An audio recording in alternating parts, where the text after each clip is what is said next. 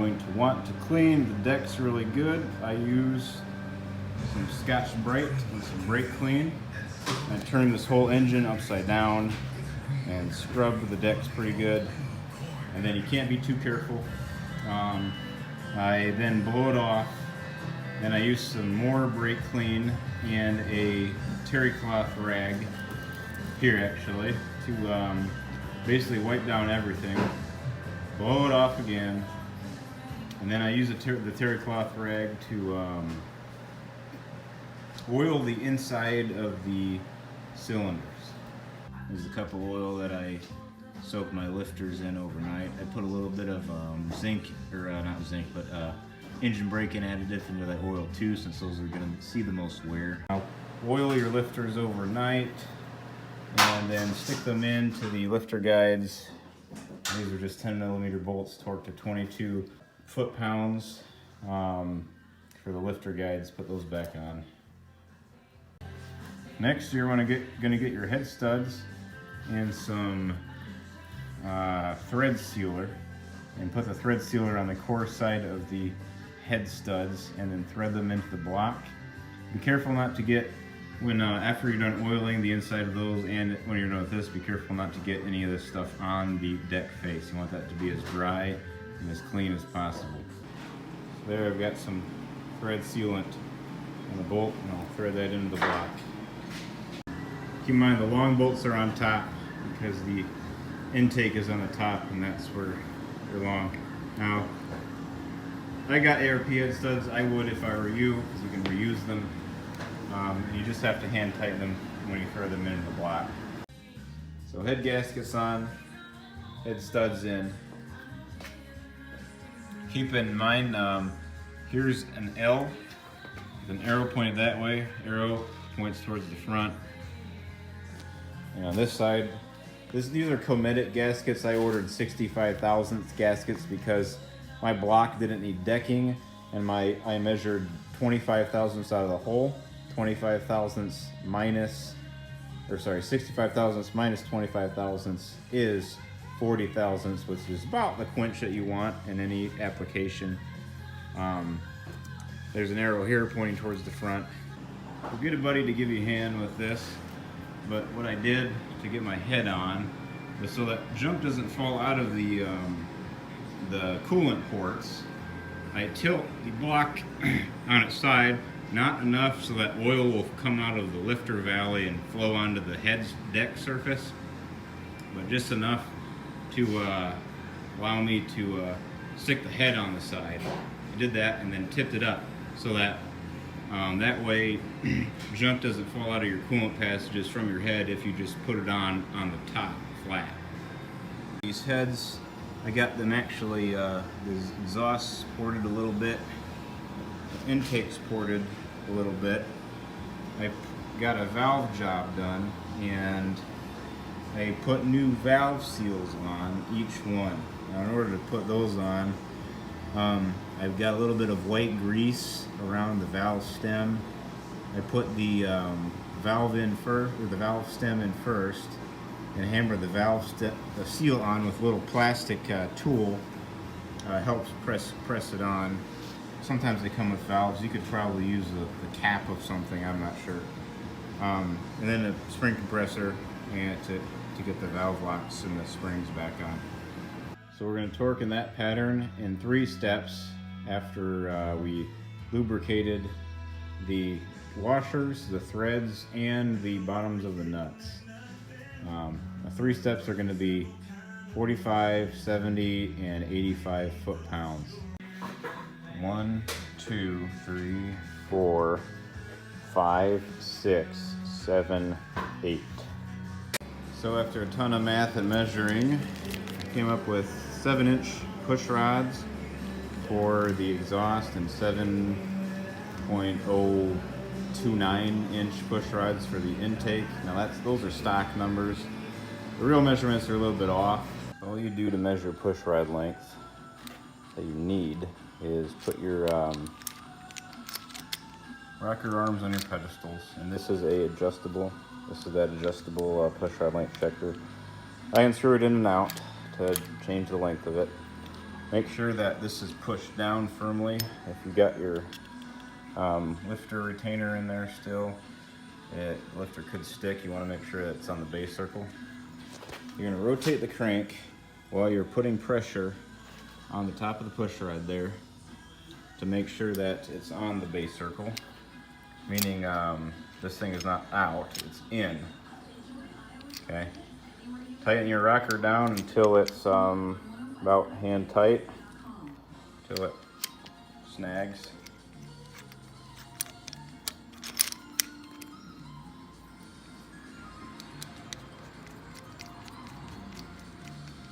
There, okay. And then now this adjustable rocker arm, when I unscrew it here, it's going to change its own length. So once I unscrew it, that's hard to do with one hand. Once it binds and you have no more play in there, that is the length of your push rod.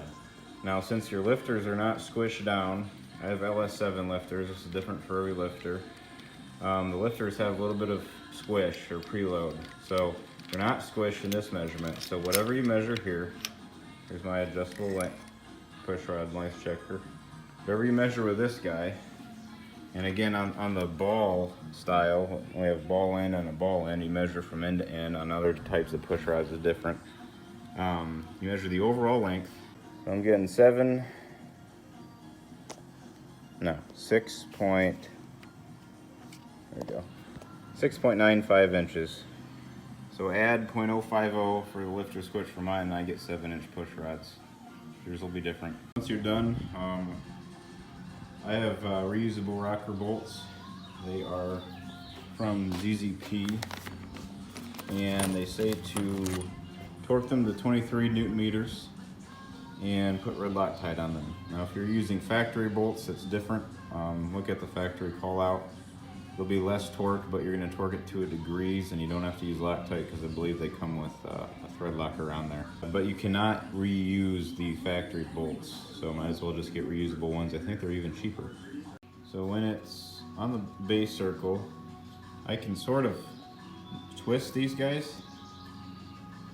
However, I cannot, there's no play in them at all. Your valve should be completely closed right now. And if you crank the engine, you can watch them activate. Change it to a different color so I can see it better. But there, after I rotated the engine several times, you can see the line close to the center. Close to the center is good. That means your valves are opening and closing the correct distance. You put your two seals on the front and back. And you're going to take some black RTV silicone and put it in the corners on these seals. Once the intake manifold will seal on there. I'd be pretty liberal with this stuff. 12 intake manifold bolts, and I'm going to reuse the thread sealer because they may go into water jackets that I got for the head bolts too. For 11 foot-pounds, I'm going to do a pattern similar to heads. I'm going to do here, here, here, here, and then here, here, here, here. I'm also sealing the front cover bolts. One here, here, here, here, one here, one down here, and there's one here, and here, and here. Although I don't think those go into jackets, they're so low on the block. And I think that's it. You don't need to get these water pump ones. I'm sealing them with thread sealant because I think some of them go into water jackets just to be safe. Here is actually a jacket. This one came from right in here. Retorquing these bolts, these are 15 foot-pounds plus 40 degrees. So if you're changing throttle bodies, and I probably would if I were you, this is a North Star throttle body. You don't need the coolant holes coming out of the intake manifold anymore. So some people like to drill this out with a 7/16 drill bit and then tap it and then put a NPT plug in there. Knock knock. I'm going to replace both knock sensors. They're about 22 millimeters. A 7/8 is could work too. You're gonna torque them to 14 foot-pounds. And there's the old ones on either side there. And then you can install your intake manifold gasket. If you have a Gen 5, but you're upgrading from a Gen 3, this bolt you need, I got mine from Menards. This is an M8 by 1.25 thread, and it's 140 millimeters long. This is the same thing, except it's 120 millimeters long. The rest of the bolt holes, you can just reuse the Gen 3 Supercharger bolts. Keep in mind before you put the stuff on, you want to be as clean as possible. Wipe every surface off, maybe with some carb cleaner. Keep things out of your lifters. Put your valve covers on if you're going to be putting this stuff off for a while. You don't want anything falling down in there. And blow everything out with air if you can. Throttle body is pretty straightforward. Now I've got a Gen 5 blower, and this is a North Star throttle body. It is a cable throttle body with a 75 millimeter inlet, just like the Gen 5. Now to set up the PCV system, there's a lot of confusion on this, and I have a post on my build thread about you literally just run a line from this nipple coming out of the North Star to the PCV nipple coming out of your Supercharger, and that's it. I have a Gen 3 throttle body, and you're putting in a Gen 5, you're going to have to drill and tap a hole into, there's going to be a little circle on it for your PCV. If you have a Gen 5, you're going to throttle body, well, it's actually, I wouldn't recommend that because it's drive-by-wire, not cable driven. So get rid of that, get a North Star. And you will have to buy a throttle body adapter plate. I got this from eBay. It does not allow for coolant to pass through the throttle body. I sealed those holes off in the intake manifold already, but you're going to want to use some black RTV to stick this to the blower. So between here, and then just bolt the throttle body straight to it. I bolted mine on upside down so that it's a little cleaner, because this side of the engine is going to be exposed, and so you won't be able to see my throttle cables on this side then. And I'm going to cut down this bracket too. This is the throttle cable bracket. This is the throttle cable bracket. Your throttle and your cruise will go here. This is from the North Star throttle body. However, I don't think I need a lot of this, because this hole here and stuff was used to mount harnessing and things, which I don't have anymore. So I'm going to cut a significant amount of this off. I might cut this area off, this off. I haven't decided. I might cut this hole off entirely and just have 2 bolts. I'll cut this off for sure. And if you ever have the heads off, I'd recommend cleaning out your injector port holes. They're right here. I have Bosch 80-pound injectors. I decided to go with 80-pound because I think with the amount of boost and fuel consumption I will have on E85, I could come pretty dang close to 60s, so I decided to go with 80s to be safe. Now, you probably don't need this. You probably, I mean, honestly, it depends on your build, but the stock ones are 36. You can get anywhere from 36 up to 80s. I don't think this engine would ever need more than 80 unless you're doing a super build. So to install your fuel injectors, dip the injector in a little bit of gas. Oh, or a lot of gas. And it should slide right in. It should be a pretty defined pop when it pops in. Now, my harness provider recommends turning these around, actually, to hide the connectors and the wiring. Make it look a little cleaner again. And they should wiggle about like that. They should be pretty tight.